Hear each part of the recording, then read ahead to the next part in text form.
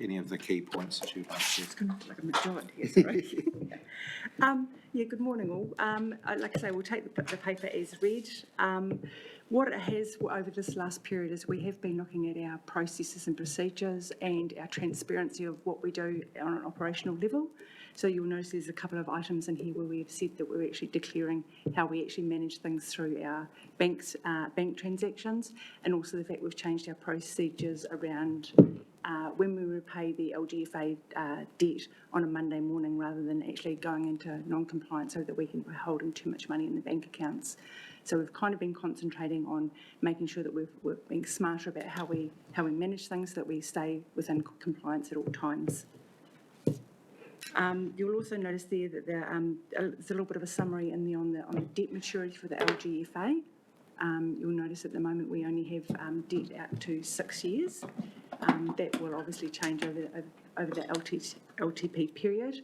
But next time I think I'll start to include a schedule of all external debt as well. So it's not just LGFA, that it will include things like the bank and things like that, which we are working on at the moment. Sorry. Thank you.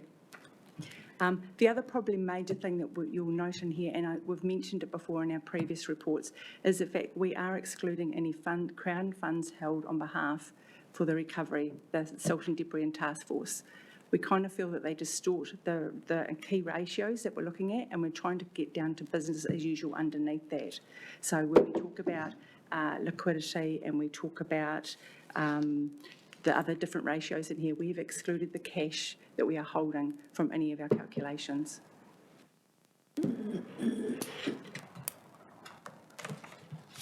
With regards to the last item on there, the managed funds, just a little bit of an update for you to say that we are in the process at the moment of transitioning the council's portfolios across to Harbour Asset Management. This is proceeding particularly well, and we've got all of the Mercer funds have been transitioned, and all the funds that are going to be sold from Jardine have been sold, and the rest will be transferred in species across to Harbour. So that's progressing really well, and the portfolio is set up as the assets are being transferred. So we're not out of the market at any stage. Thank you. On that, just to be clear, it's not the case in being able to just move some of the investments from one provider to another. You're actually having to realise some losses in some of those instances, presumably? Mercer is actually held as unit trusts. Yep. So we basically have to sell out of those units and transfer the cash across. But we've actually done it at quite a good time. The market has been quite buoyant. It's certainly recovered most of the losses that we actually have had in previous years. So we're very close to actually being at our capital protected amount at the end of June. Yeah, that was encouraging to see. Does that trigger any tax consequences by selling at this point? There will be some tax consequences, but the council is a non-tax-paying entity.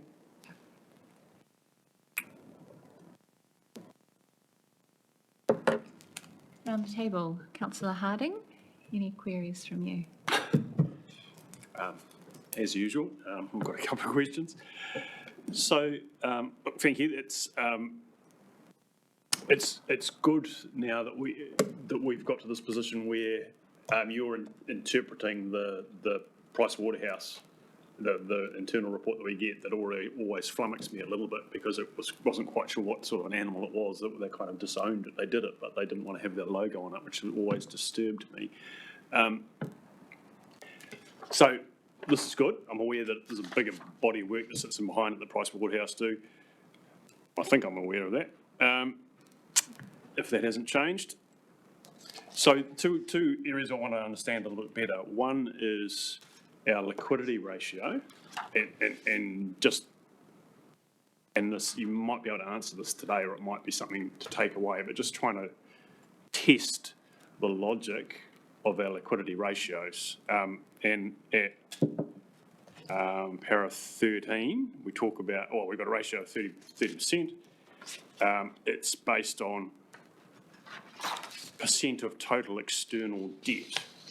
Now, if you think about that, what's liquidity for? It's so that you can always ensure that you can meet your bills as they fall due. So logically, the test should relate to cash flow. You with me? Yep, yep. But that test is actually a test of debt rather than cash flow. So it doesn't say anything about the maturity of debt.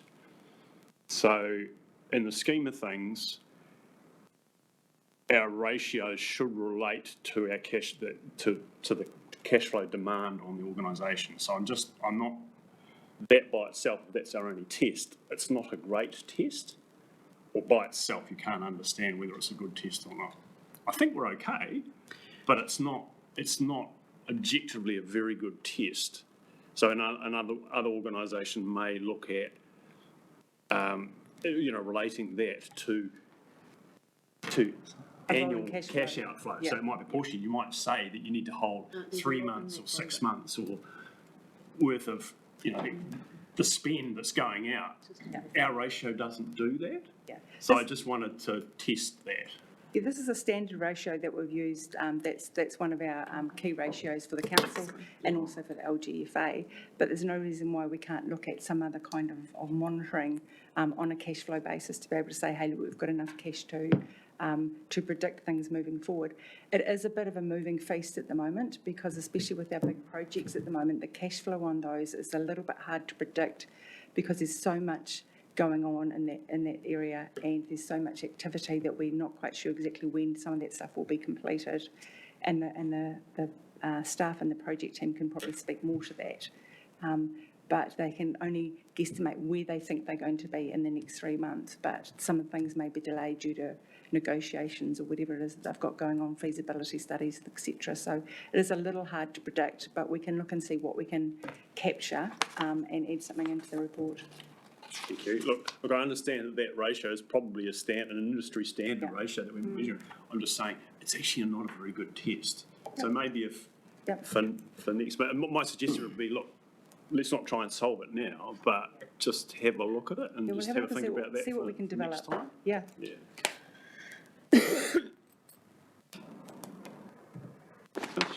Right. Either way, it's a very healthy ratio, Zan. Yes, I'm sure it is. Yep. I'm sure it is. Exactly. Very but is healthy. it the right one? Nevertheless, Yes. thank you, Madam Chair. Can I go to, thank you, Tracy, paragraphs 18 and 21. I just want to understand those flows and the arrangements. So we've borrowed 40 million. We've got 25 million to repay cyclone-related debt. Is that recoverable from NEMA? What paragraph are you on, sorry? Paragraph 18. Yeah. Insurance proceeds will be coming in to help to So is compensate it for that. both insurance and through And through NEMA, NEMA? yes, exactly. So two. But the insurance has been a little bit slower in coming in than we originally predicted, so we needed to take this extra cash out. And what we've chosen to do is to roll that and put it into a longer term debt.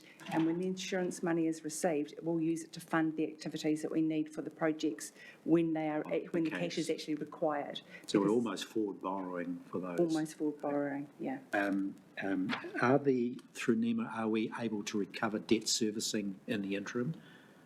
No, No? no, So where's that cost to us again? that is correct.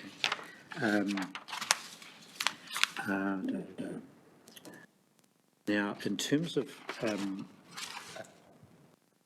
the capital projects related to cyclone recovery, have we distinguished business as usual capital spend versus 2C related expenditures? Are we able to distinguish those? Is the borrowing applied to a scheme?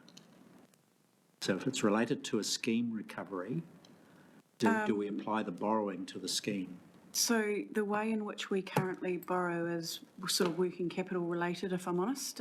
We do have a program underlying the work we do where we know what internal loans have been given to certain projects and the term of those, etc. But it's not a one-to-one relationship where you will see let's just choose Wairoa, for example, you won't see a $70 million debt, external debt loan with a $70 million Wairoa internal loan, if you get what I mean. So what we do is we manage our external debt along with all working capital. But internally, for accounting purposes, we track what the appropriate rates are and the applied interest payments that are required on that. So ultimately, once it's sort of washed through, excuse the pun, the debt falls to the scheme, Yep. and it's recovered via the scheme rate. Yep. Ultimately. That's correct. Everything balances, so the appropriate rates are applied to the appropriate scheme and lending, etc. So that's all done through our annual plan, what we anticipate the rates to be, plus what they currently are, and applied. So it all balances in the end, if you get what I mean. And what's the time frame for that balance to take place, given that when do we expect to be paid by insurers, NEMA, and Yeah, to so balance it out? Tracy just alluded to that. So whilst it's taking some time, certainly that process is quite successful. There will be a formal update going through the corporate and strategic meeting next week on the progress of that. But I anticipate NEMA claims, we are likely to look at completing the NEMA claim probably in the next sort of 3 to 4 months. Then we will move to insurance. And insurance is another sort of $26-30 million program that possibly will take another year. However, the hard work's already been done up front through the insurance team to actually understand what the costs are and what the assets were that they relate to. Thank you. Nothing further? No. Chair, I've got another one if Definitely. people time to think. So we talked about liquidity risk before. The other thing I'm trying to understand is the maturity profile and the interest rate risk profile of the debt. And in probably going back 6 months or more ago, we were, and I haven't gone back and compared, but we were carrying a lot of short-term debt. And the general discussion at that time was that we would get to a point where we would take advice and we would look at changing the risk profile of that. So I now see that in looking at Para 20, we've got a big chunk of debt in 3 to 7 year term. And if you look at 19, then there's been a big turnover of debt. So we've repaid a lot of debt, and we've $95 million, and we've raised a whole bunch of new loans. So that all that says to me that what we've done, what we said we were going to do, which was to adjust the maturity of the lending. That looks all great. I then go to, so that's the liquidity risk, right? Interest rate risk. So then how are we managing the cost implications of interest? And so we go to Para 26, and what I'm trying, and it's 27, and the comment in 27 that we're looking at additional swaps, right? So I'm just trying to understand where we're at and what advice we're taking and how we're approaching both the decisions around the length of the debt maturity profile and the interest rate risk management. Thank you. So we've been working very closely with PwC on these particular matters, and we've been discussing the interest rate risk for quite some time, but the market has not been suitable for us to be able to consider taking out additional swaps. We realise that we are currently at the low end of our policy, so we've just been waiting basically for the market to change so that we were able to actually take those swaps out and extend the cover to limit our exposure in that area. So when you say that, are you protecting yourself from interest rates going down or up or what? Generally going up. Which is what kind of slightly disturbed me from that statement, because the markets are saying that the interest rates are likely to go down. So the risk of taking more swaps out at the moment would be to lock in higher interest rates. So so we pushed out our debt profile, which in ordinary course with a positive yield curve would suggest the rates are going to go up.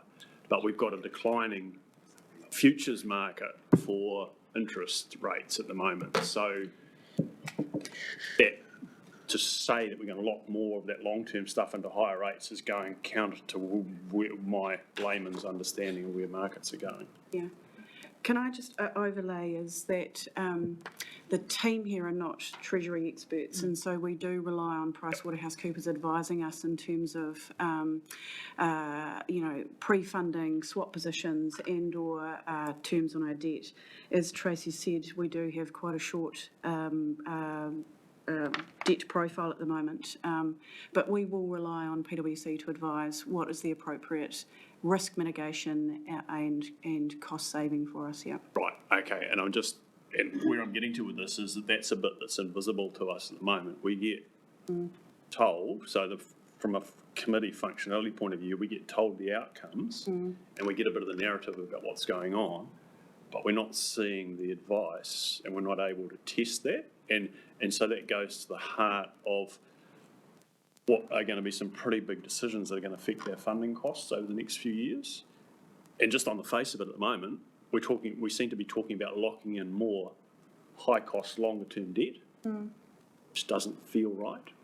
So could I make a comment? In the last meeting with PwC that we had, and we were talking about the swap rates going out, they are looking at stuff that starts with a 3, so in the 3% range. Yep. So once it's under 4%, that's where they're giving us advice at the moment, that in the longer term market, that is a good rate to start locking in some swaps at there. That's the sort of range that we were doing the really big increase in interest rates as well. So from their advice, the markets are getting to that stage where it is sensible for us to lock in for the longer term. That won't impact us too much on if rates won't go down that far as their prediction. Yeah, okay. All right, I'm just conscious that we're part of our business. We're on a real big debt track, so it's an increasing part of, so if we can take 10 points here, 5 points here, 50 points is huge for the business, right? Agreed. And so from first principle, in the same way that we now have a PMO to manage the delivery of a asset program, which is order of magnitude bigger than we did, we just need to test whether our approach to interest rate risk management is still the right one, because it's a much more significant business, or it's going to be, and it's only going to grow. So and at the moment, we're not seeing any of that. All we're seeing is, Pricewaterhouse are having reports, and my experience of Pricewaterhouse here is that they kind of disown the reports. So, pardon me for being slightly sceptical. Yeah, I hear what you're saying in terms of managing that debt risk, and perhaps we need a little more oversight over the ins and outs of how that particular risk is being managed. But I think it's a fine line between getting enough information so that we feel comfortable with the approach and putting ourselves in the shoes of the team who are being tasked with managing it. And we don't want to start going down. I mean, we're not Treasury experts either. And we could have more detail come through from PwC around how this is being handled, but I don't think any of us around the table are in a position to challenge the detail behind that necessarily. Right, and there's the risk, right? Yes, but I think when that's you the don't same. understand. Yeah, but I think that would be across the board for many of the risks that we're looking at. We need to have a level of comfort that the advisors that we're using are appropriately skilled and qualified to be giving the recommendations. Sure, I just that they're test being the system acted on. that we are growing, we're doubling, tripling, quadrupling our debt, and then we're playing with interest rate risk around that. And so that's a big risk that we should have probably a bit more oversight and understanding of this committee than we currently do. Yeah, I I hear your point, and I think there's some room for us to have, perhaps on the agenda for the next meeting, some more detail around the debt and interest rate issue, just for information rather than, I don't want to manage it. is that, Perhaps Price Waterhouse Mel? could come in and tell us what they do. do we Can need can that? you leave that action with me? I'll have a Yes. think about whether we can show more of what's sitting behind those swaps and Yeah. the terms of them and the rates, so that you're really clear on how that works. Okay, Yep, we So need we'll- something. we'll park that one for next time so that we can look at the best way to get the appropriate level of detail at a governance level on that particular issue, yeah? Okay. I'm just happy with the corporate manager's a smiley face. That's all I need to see, is either a table with smiley faces on it from your place, Or green, or green. green or green.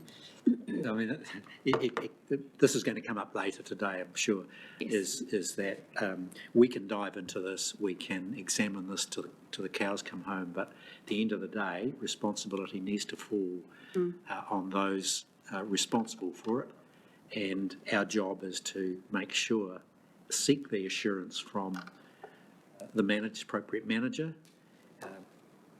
ask the appropriate manager, demonstrate your level of comfort or your assurance with a range of measures, and our job is done once we've ticked those boxes. Okay. All right, well, there being no further queries, are there? I just had just to dive into the weeds, Chair, on the managed funds. I'm just trying to reconcile paragraph 28, the 1.82 mil below the inflation adjusted target, and the number sitting in the table, 1.768. Is there a difference between those two? Is there? I misread that somewhere. Apologies, that was me. We've actually found that the Jardins closing balance at the 30th of June was still fluctuating when I created this report, because it's so close to the end of the month when this report was actually drafted. So the actual report, the balance in Jardins actually changed slightly, and I forgot to change the amount that's in paragraph 28. Very good, thank It's you. actually 1.768. Thank you. Okay. Thank you. Well, there being no further queries on that, we are going to receive and note the Treasury compliance report for the relevant period. So I'm happy to move that. Someone happy to second that? All those in favour? So Councillor Harding, thank you, seconding. All those in favour? Aye. Aye. Thank you. Motion carried. Thank you. All right, our next item is item 5, the enterprise assurance update. Sorry, through you, Chair, if you don't mind. thank you. Olivia, Yeah. who's just back from holiday today, or yesterday. But just to open, this paper articulates all of those internal reviews from the past, and we are tracking where those recommendations are sitting, and what the current status is of that.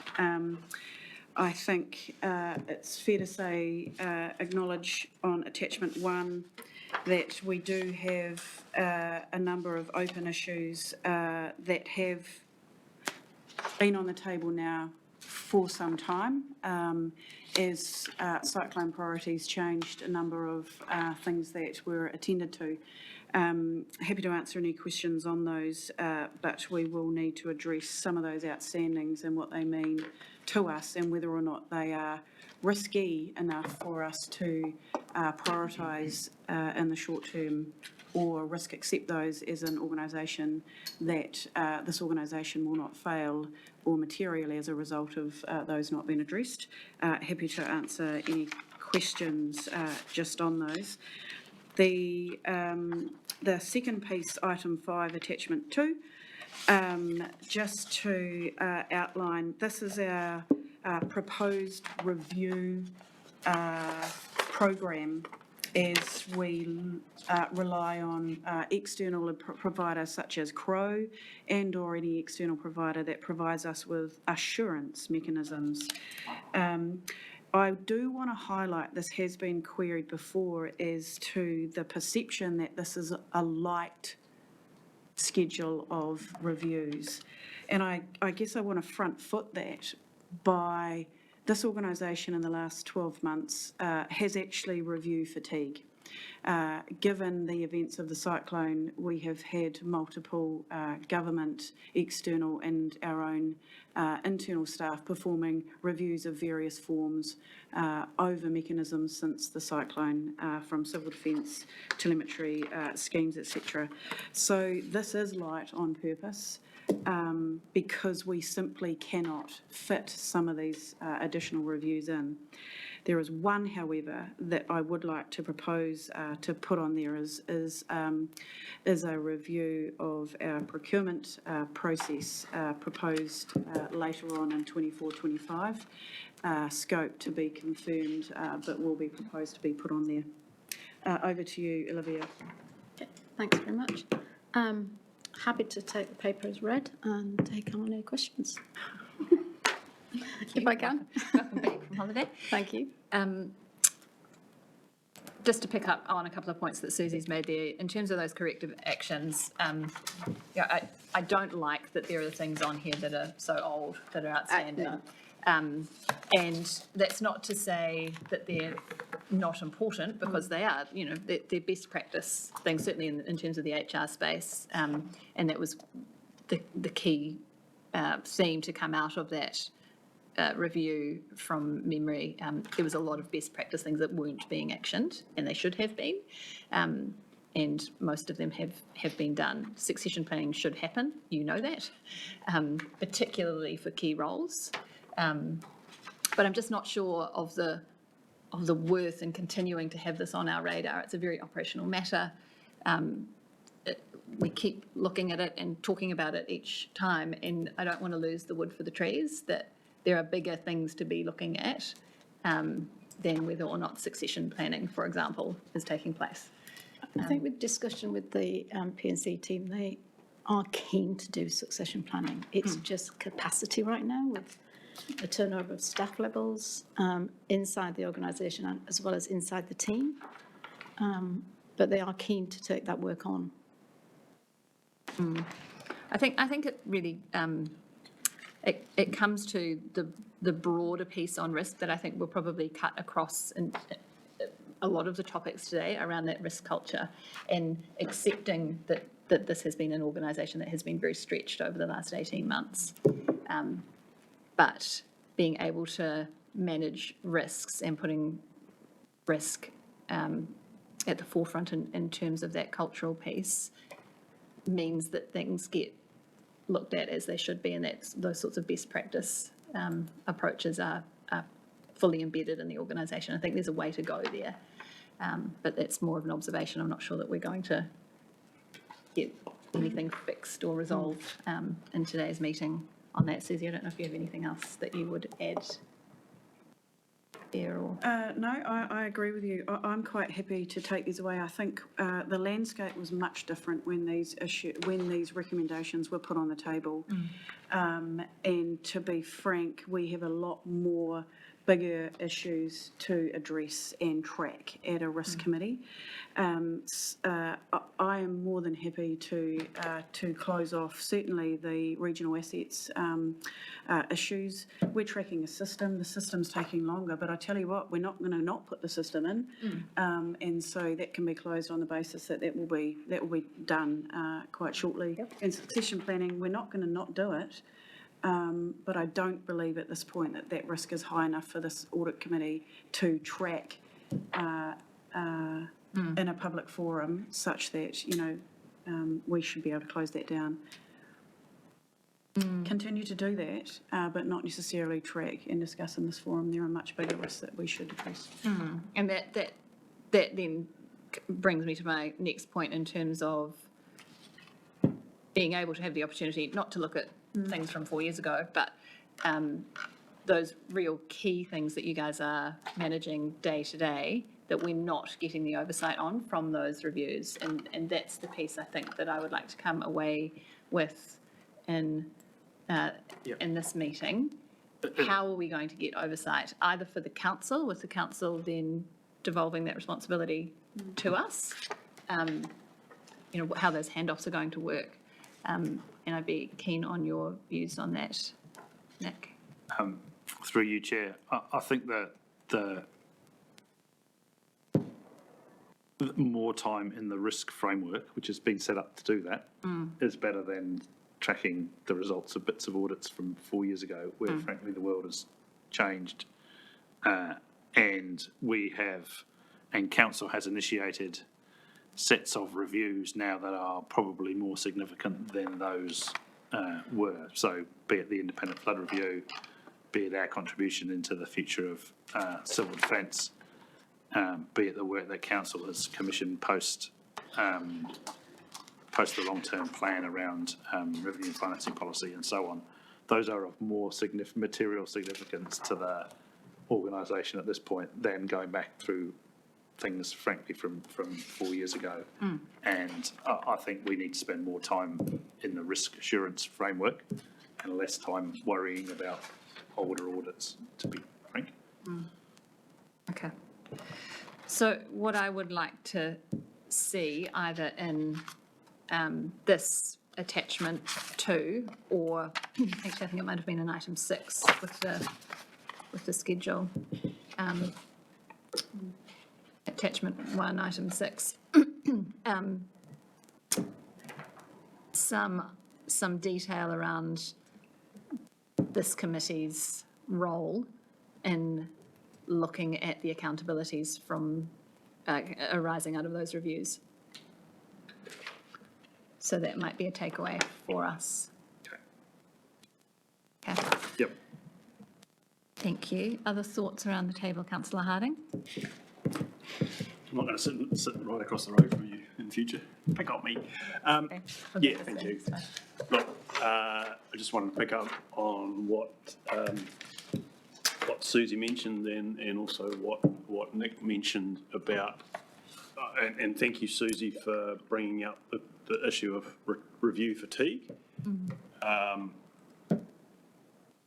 It's not an option not to do the reviews that we have done,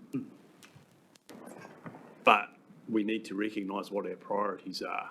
And as Nick says, our priorities are squarely with looking at those big picture issues around implementation of the reviews that we have, and looking at the effectiveness of our operation and the alignment to community expectations around a laser focus on flood resilience. So I would make no apologies whatsoever for the assurance universe and the relative lightness of that. The reality is that we are diving deeply and broadly and must into the way this organisation is operating and its alignment to what needs to be a key focus around flood protection. Thank you. Thank you. Councillor Curtin, anything to add? I totally concur with you on the reviews. We reviewed ourselves silly, but nevertheless we've got very significant reviews on the table, and we need to develop, or we need to implement our assurance framework to ensure delivery on those reviews. So the two most recent ones, for example, the CEDAM review, which I would hope that the Chief Executive will come back to us with an outline of delivery on the recommendations from that review, so that we at least have line of sight on implementation. And the same goes for the last week's flood review, as we've got 37 recommendations, 42? 47.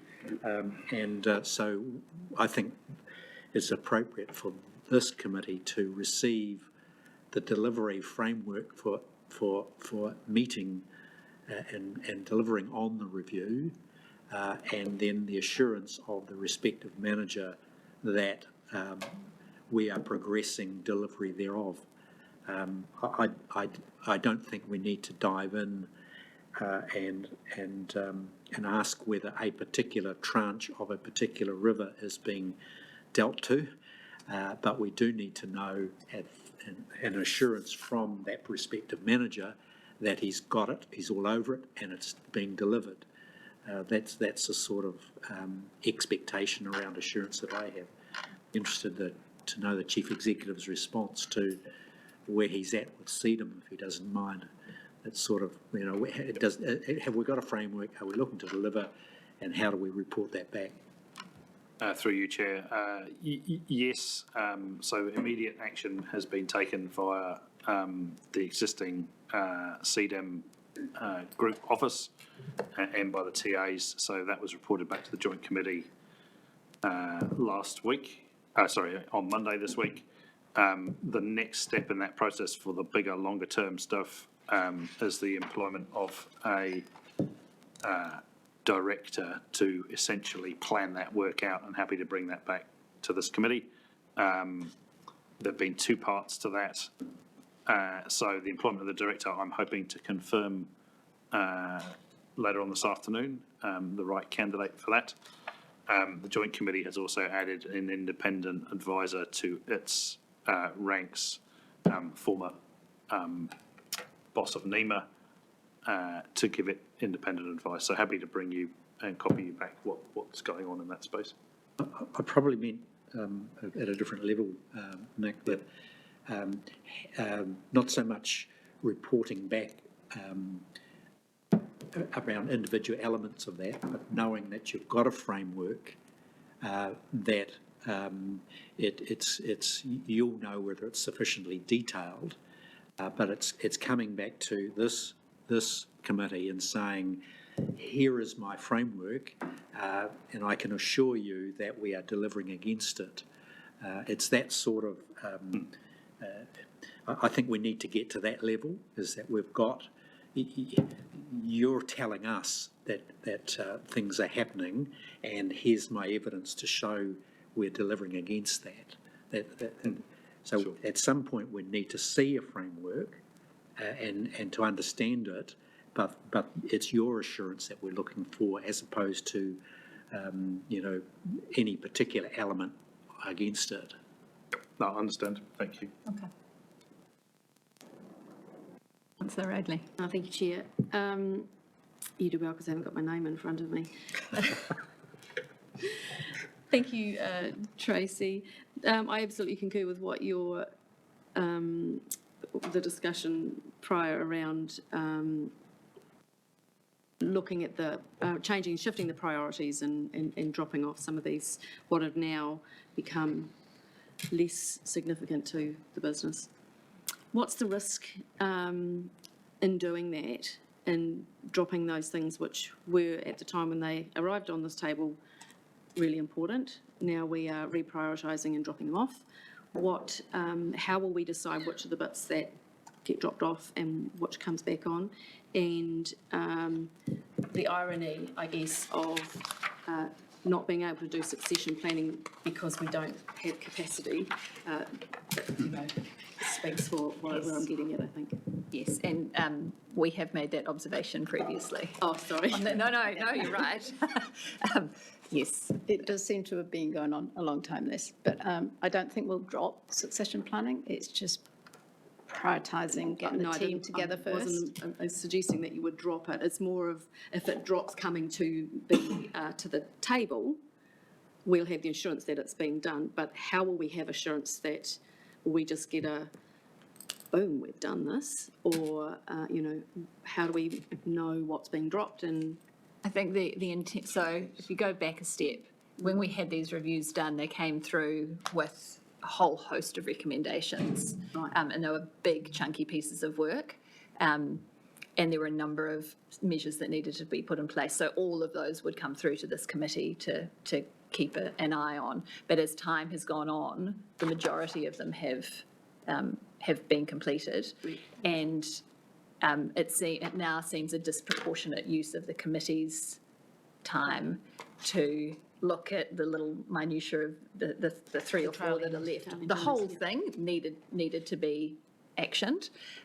But when, as the time has gone on and there's just some that haven't quite got there for various reasons, they still need to happen. But whether they need to be escalated as part of our dashboard reporting is what we're saying, that they could actually be picked up in our new risk framework, looking at what the controls that are in place and the assurance piece and the So that's testing where and we'll get that monitoring. oversight, yes, but just as a much lesser piece of work. Yeah, and that's what I would like to see for this committee, that we're enhancing that new risk management framework by picking up on that assurance piece. That doesn't mean that these sorts of issues will fall away, because we know about them and we'll have them front of mind as we're looking at whatever the particular uncertainty is. We'll think, well, hang on, what's happened with that risk, with that succession planning, when we're looking at the people side of the ledger. Yeah, through you, Chair, I see the internal, whether they're internal audits, external reviews, that they are a mechanism for providing information into our risk framework. They're not the be-all and end-all thing on their own, and so we need to spend it. My suggestion to you is that we spend more time in this committee on the risk framework and making sure we're all on the same page about understanding how it works and the various assurances that are in place, and less time on, with the exception of the really big things like the flood review and so on, less time on individual actions. So I would hope that the enterprise assurance update over time really kind of disappears, and it's much more about the risk management framework we've got, accepting that there will be specific items we need to do, as Councillor Curtin's just highlighted, on some of those most significant reviews. And also just note that, all reviews are useful and important. Not every recommendation from every review will get picked up and delivered. We need to have an element of looking at where risk lies in implementing them, or we just think. Okay, thank you.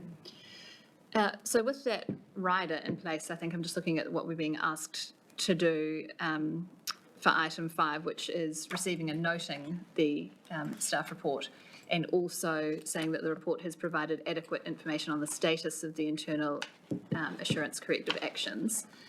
The rider being those corrective actions actually shouldn't be coming through to this committee anymore. As part of our transition into the new risk management framework, we will be picking up those issues as we work through the relevant themes. But I would expect to see a change in this, the way that this is being presented to us from the next meeting. Is everybody happy with that?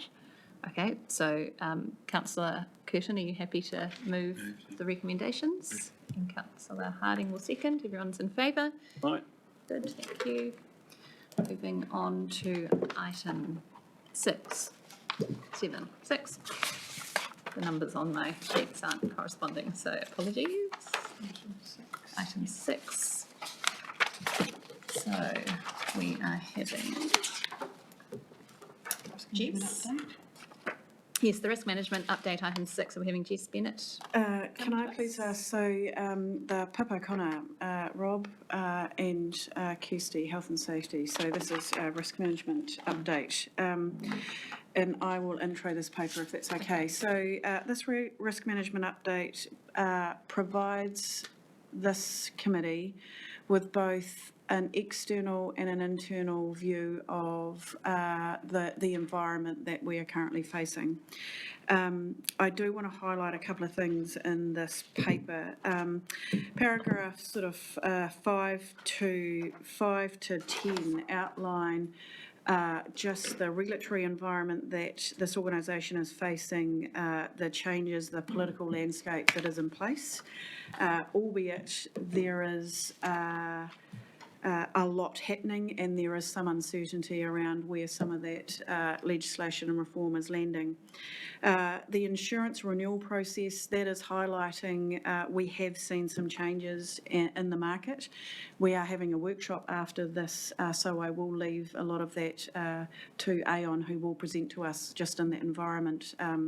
But we are highlighting as part of this that we saw Marsh exit from giving us our public liability professional indemnity insurance just before June as a result of some of that offshore markets no longer wishing to hold insurance for us.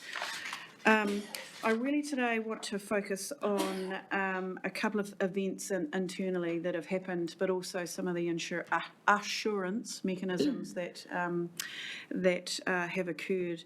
I'm going to hand over to Pip O'Connor, who's my HBRC CIO, to take us through some of the enhancements that we've seen in our phishing, which was an action off the last audit committee, and also what we're seeing in that cyberspace, and also to take us through the event that happened in particular to paragraph 39, which is a good news story, albeit it happened. The reason why that has come here, normally an incident like that wouldn't trigger a risk and audit committee escalation or notification or disclosure of this matter, but it was the surrounding circumstances around that one. There happened to be a rain event at the time. Obviously, there's a lot of public attention to our sites where we house all our flood and water level monitoring. So it was the broader circumstances of that review that triggered that to be a high risk event for us. Over to you, Pip, to talk on the cyber space. Oh. Thanks, Susie. Good morning, everyone. From the last time that we met, Rob and myself walked away with an action item regarding our phishing training. If you recall, we were sitting at slightly lower than 50% adherence to that training. So since that time, we've refreshed our phishing training policy. Where we're standing now is and at that time, it was a sort of one and done kind of approach. You did it when you first joined the organisation and then it was done forever. So we've refreshed that approach. What we do now is everyone who joins HBRC, it is mandated to do 3 different phishing training courses, each within a 6-month window of their joining, and then thereafter everyone is subject to doing an additional training course annually upon their anniversary. In addition, we're monitoring completion rates and we're escalating to GMs when they are not being done. And we have a sort of 3 strikes and you're out policy. We will shut their laptops down if those trainings are not completed with the warnings, and they have to come and tap me on the shoulder and ask for that to be turned back on very nicely. As a result of that, I'm pleased to report we are sitting at a 71% increase in adherence to the policy. So immediately that's had a great impact, and we'll continue to raise those numbers, I think, as we roll this out. So looking forward to seeing more success in that area. Just to Susie's point, we did have an incident back in May. It was unfortunate. What happened is during a rain event, we always are collecting telemetry data from our Hilltop system. It flows through various bits in our environment and ends up displayed on our website. During that rain event, the data did not display on our website for a period of 2 hours and 45 minutes. And the reason is this. As a result of our increased focus on security, we are tightening up on the permissions that are granted to elements of our system. So we are going through and reviewing all of the accounts that have what we call global admin access. And where they have that, we're reviewing them and removing them if they're no longer needed. There was an account in the Hilltop server that was generic and didn't have a user allocated. And the person in charge of this review took that account, disabled that account's access. However, that generic account is what accesses the data file that allows the data to flow. It's a very important account. So, Rob, thankfully, identified the problem rather quickly and we were able to rectify it. What I think is important here is a few things. Number 1, when there is a rain event or any form of warning in place over the Hawke's Bay, there is a change freeze on ICT. We will not be doing any changes to any systems under any circumstance unless it is approved by either myself or a GM in advance. So that policy is now in place and has been communicated to my team. Secondly, the person who made that mistake was warned and is actually no longer with the organisation because our process was not followed, or they were warned as part of that, and then as a subsequent issue, no longer with the organisation. Third, we are implementing a system administration access policy within the organisation. So we are reviewing who has system administration privileges across our systems. We are then implementing a policy that they have to sign that talks about the controls that are required when they are using those privileges. So any change to a production system has to go through something called CAB, a Change Advisory Board, and we've now got that up and running and in place. Secondly, we'll be reviewing those privileges on an annual basis. And thirdly, any time there is a role change or a personnel change, we will make sure that those privileges are reviewed. And then finally, the third thing that really came out of that incident is we have a very robust cyber incident response framework. And we're I feel really we have a good playbook if there's a cyber incident. This wasn't a cyber incident. This was a business incident or a different incident unrelated to a cyber event. So we're refreshing our incident playbook to be more generic. And I'm implementing something called the Critical Response Team within ICT, whose job is not just to look at cyber events, it is to look at any general technology event. Subsequent to putting that in place, we had the CrowdStrike incident last week, and I'm really proud to say that our team responded incredibly well to that event, and I think in large part from the lessons that we'd learned over the last couple of months arising from that previous incident. Right. Any questions? Can I just, and you can ask questions of both people at the end. The Kirsty McGuinness, Health and Safety Manager, is also at the table. Paragraph 40 on the risk management update. We've had a number of medium to high risk incidents noted in the health and safety space. Incident/near miss, and we have articulated those just for awareness to this forum in paragraph 40, and Kirsty is here today to answer any questions just in relation to that.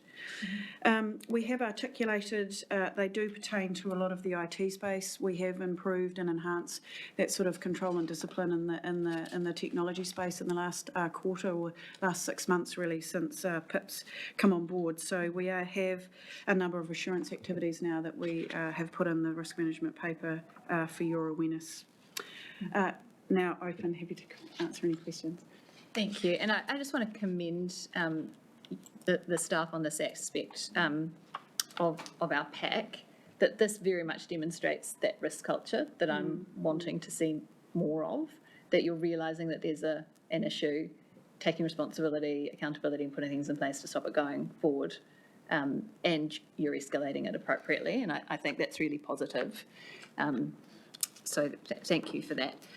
Just a query in terms of the hilltop issue and one of the controls you put in place now, that if you're going to have a rain event, you won't be making any changes.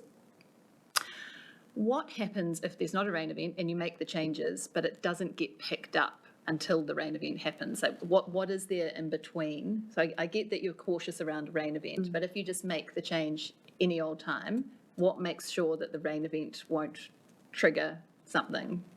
There is, all of our systems are subject to ongoing monitoring, so we will, regardless of the weather, we will be picking up those alerts.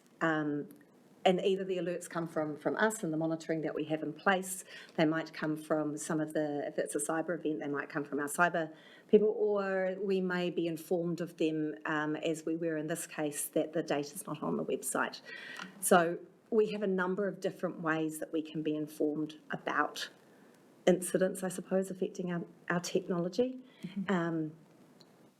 Do you want to add anything further to that? I think maybe just to clarify, so if it hadn't been done pre the storm, Yeah, if you'd just done it now, yeah, and then there's 3 weeks and you've got a 3-week period and there's no storm, something will pick up in that 3-week period that somebody got cut that shouldn't have. absolutely. Yes, yeah. And going forward, all of those changes will have to go through our change board. Okay. Thank you. Questions around the table? Can I start with Councillor Curtin? Do you have any? I just want to firstly echo your comments on this report and your very candid approach to addressing it with us. I think that's exemplary, so thank you for that. We're very clear on what happened, and we're clear on what the steps were taken to remediate. I just want to go to that paragraph 40, and in particular those incidents involving staff, and make it clear that responsibility for overall responsibility rests with the governors, and I'm disappointed and horrified really that staff are receiving those sorts of threats. And I note, for example, a senior manager departing the scene this week receiving extraordinarily terrible responses in the media, and that's just simply not fair. That responsibility rests with governors. The fault rests with governors. We are accountable for that, and I guess it's almost an apology coming the other way to staff to say a fall down in our governance, shortcoming in governance has led to criticism of staff which was totally unwarranted, and we as governors need to reflect on that. So thank you for bringing those issues to us. If there's an implication for governors in this, our apologies to staff concerned. Can I come to you, Councillor Harding, as to any queries you have? Yep, Comments? thank you. Look, just without wanting to labour it, I'll just reiterate everything that's been said before about the quality of this report and the response to the Hilltop incident. Exemplary is a fantastic word, and I'm not going to borrow it from my colleague, so thank you for that. I wanted clarification, 40.1, about what actually happened, tried to something the contractor's boat. Tried to take the contractor's boat, was it? It was just a word missing, so I couldn't actually understand it. Tried to take the Yeah, contractor's okay, boat. thank you. Yes. All right, thank you. Right. So look, and following on from Councillor Curtin, look, I just observe that one risk that's not reflected in this report is the risk to the social licence of the organisation. And that is something, and we know from the Hawke's Bay Independent Flood reports and other reports that there's an expectation and a need for substantial change in the way that this organisation engages with the community. And that's going to be quite a learning journey, because one of the overwhelming criticisms of this organisation is arrogance. And that, to the extent that that's a fair criticism, that culture, that arrogant aspect to the culture has got in the way of working with and protecting our communities. And now we find that that's a potential threat to our ongoing ability to do the things in the community and for the community that the community needs. So we cannot run away, and this is a matter of risk, and so this is why I'm speaking to it now. We cannot run away from the cultural aspects of this organisation which are actually compromising our ability to serve and deliver. So, and that is a real risk, I feel, and certainly I think it wouldn't be out of place for me to say on behalf of most, if not all, of my fellow councillors, is they feel that deeply. We want to address it and work on it with staff. Thank you. And I think we're going to have an opportunity to talk more in some of the deep dives on those sorts of issues. And as I flagged earlier, I think that theme is going to cut across everything we're talking about today. Councillor Roadley, you had an observation. Thank you. Thank you for the report. Fantastic work that you obviously have done and continue to do. Just a very layman question, really. When you're, how did you know that the website wasn't picking up that data? And is there still a human and manual aspect to any of this, or is it all so mechanised and flash that it's just supposed to do it all by itself, or are there still people sitting somewhere? Not a layman question at all, and funnily enough, in both incidents, the Hilltop and the CrowdStrike incidents, it was humans that alerted us to the problem. So with the Hilltop incident, it was via a Facebook update asking the question, why hadn't the data refreshed for the past couple of hours? Obviously, that information, particularly under a rain event, there's a high degree of interest and sensitivity around it.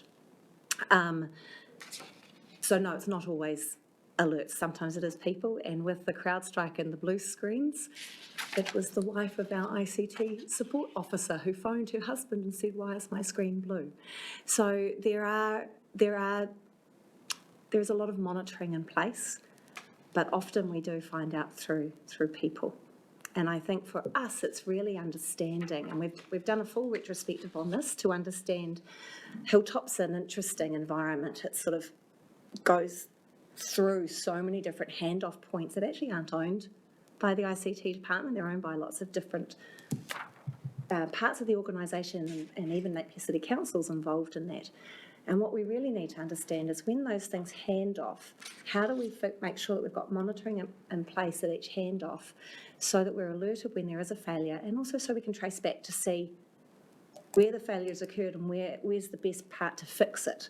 Because it's quite tricky, that environment, given the number of fingers in the pie, really.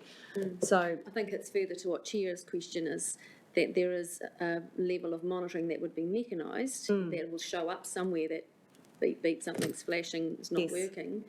But actually at the point where it hits the public and it's not working, and somebody has to message in and go, this doesn't seem to be changing. Yeah.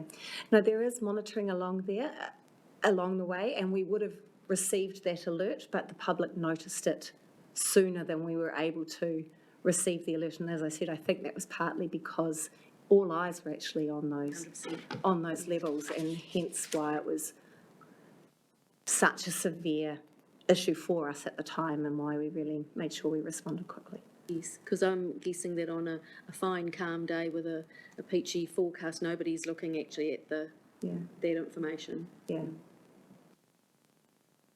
But no, we are doing that full review and understanding those breakdown points and what monitoring, if it's not coming through to ICT, who is receiving it, and are they coming to talk to us, which is why we're looking at upgrading our incident response framework to not just be cyber. We really do need that entire enterprise lens on it, so that, you know, people like us who are sort of trained in how to respond can actually get alerted earlier and provide the type of assistance that we're able to give to the rest of the organisation, or even to Napier City if that's where it's needed. Thank you.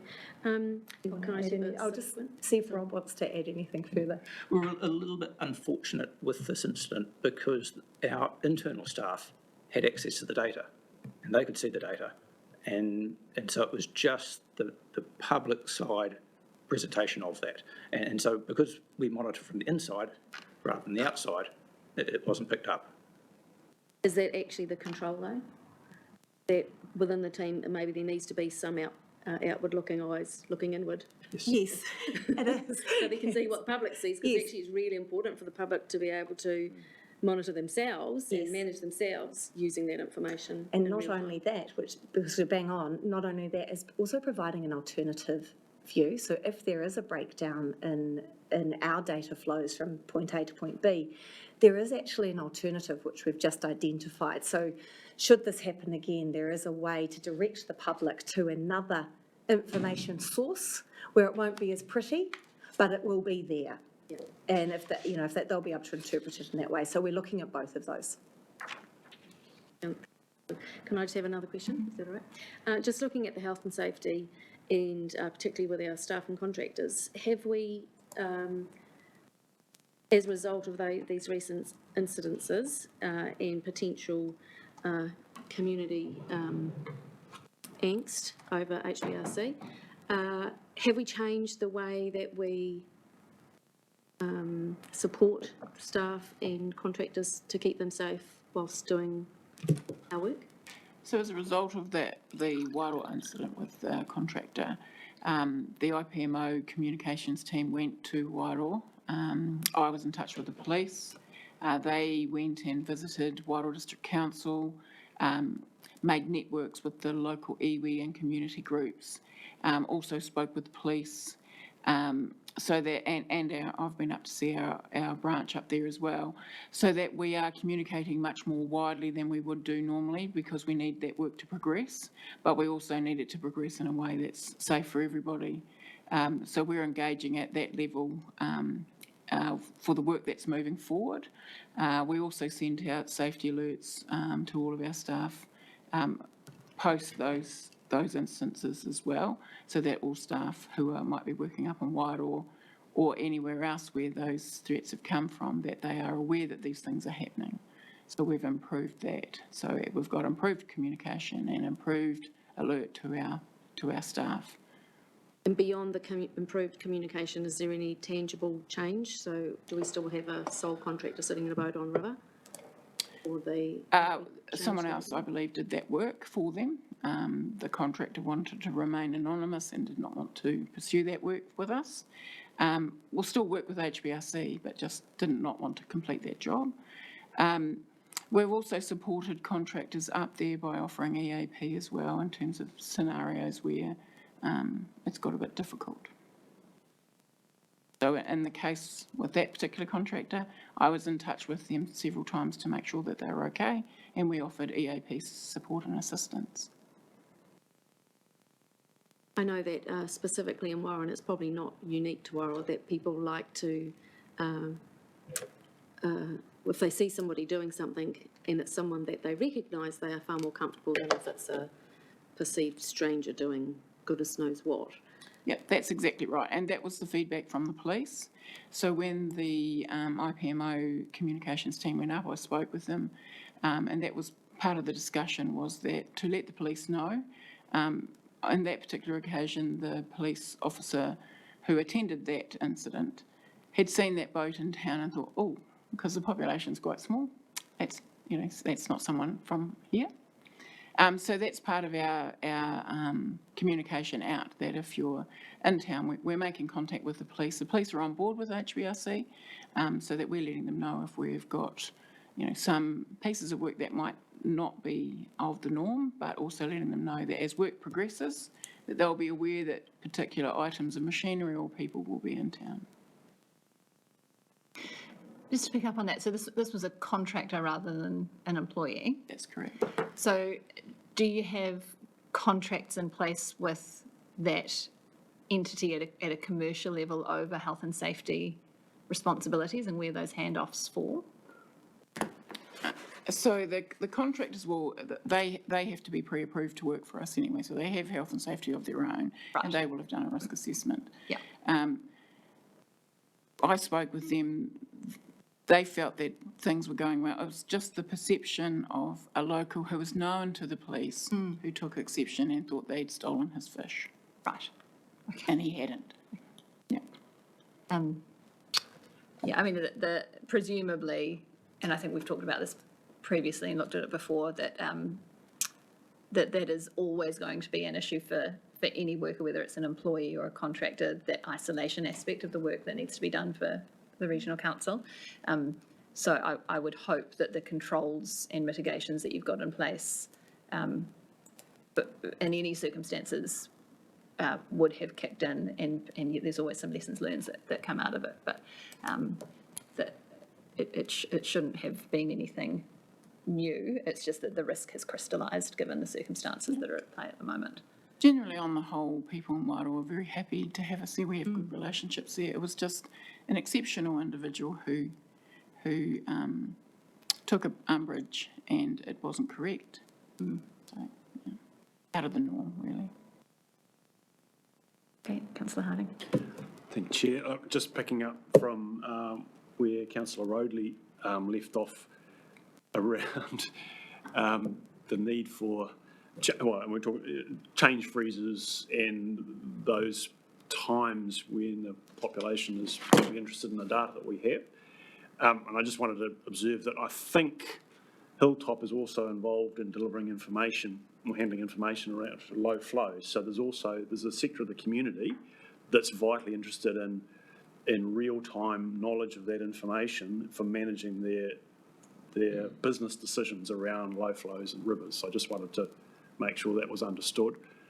And just to observe more generally that out of the independent flood review in particular and other reviews generally, this idea that there's, more data that we have, whether it's rainfall or, flow levels under bridges or whatever, that the community is interested in and that we ought to be trying harder to publish.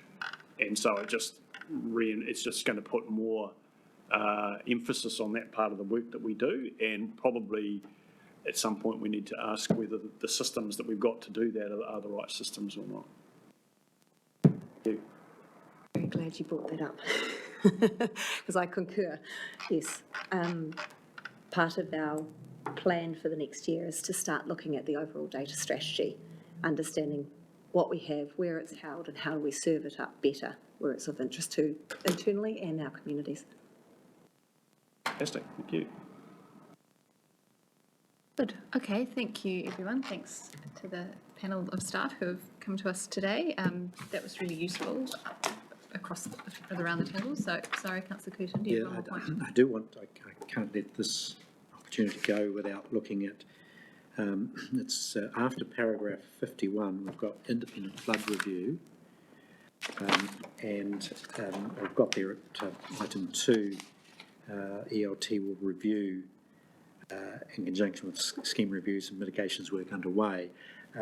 I just want to, this is probably not your bag, you guys, but that does touch on it.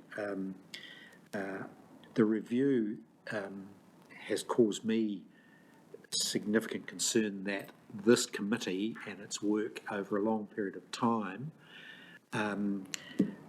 has not raised or has not brought together a sufficient level of risk management, and I'm really concerned that we go forward with, if you like, a more robust or at least probing scenario. And it worries me that out of the flood review, we were seen to have come up short in terms of hazard identification, over design, management, etc. So I'm hopeful that not only will the executive team be reflecting hard and long on each respective review, but as governors we're engaged with that. I'm interested to know, in terms of managing risk, have we got an overarching endemic problem? Because the hazards should have been identified. It seems obvious now that we needed to have certain hazard identifications made and plans put in place. Why wasn't it obvious before the flood event? What are we doing internally that's not capturing the obvious risks and dealing with that? So I'm interested to know where we go to. There's probably a question for you, Nick. Where do we go to review, if you like, have a really a hard look, if you like, a forensic look at, in this example, the flood scenario, why we didn't have plans in play, what was preventing that coming to the fore, when there is so much evidence looking back to demonstrate we should have been looking there. So why didn't we? So there's that question, and then what do we do from a risk perspective to examine that going forward? I'm really interested in the art and science of risk management, and I think we're missing a trick in here somewhere. Yes, thank you, Councillor Curtin, for bringing it up. I think it's a valid point, and I'm very keen, have been for some months now, to try and understand where this committee sits in terms of having an opportunity to review those reviews. And now that we've got the full flood review, we need to have an understanding from, I think, both the full council and the exec team around how we are going to get some assurance and accountability on those points and have an opportunity to understand exactly what went wrong and why. But I'm not sure that it's going to be able to be answered now. And I wonder if we might talk about it in more detail when we go into some of these deep dives a little later in the piece, because I think we'll get all of these things are going to come together, and by the end of the meeting, I want us to be in a really clear position about the answer to that question. So are you okay if that's fine, we pick up on that again shortly? Okay. Right. So on that basis, I think we've come to the end of item 6. So we are receiving and considering the risk management update staff report. Thank you to the staff. And can I have someone move that we receive and consider the report? Councillor Harding, thank you, Councillor Curtin. Any choices? Everyone, yes, it's 1 and 2. Everyone's in favour, thank you. Now we are going to move into public excluded. Let me get the right page in front of me.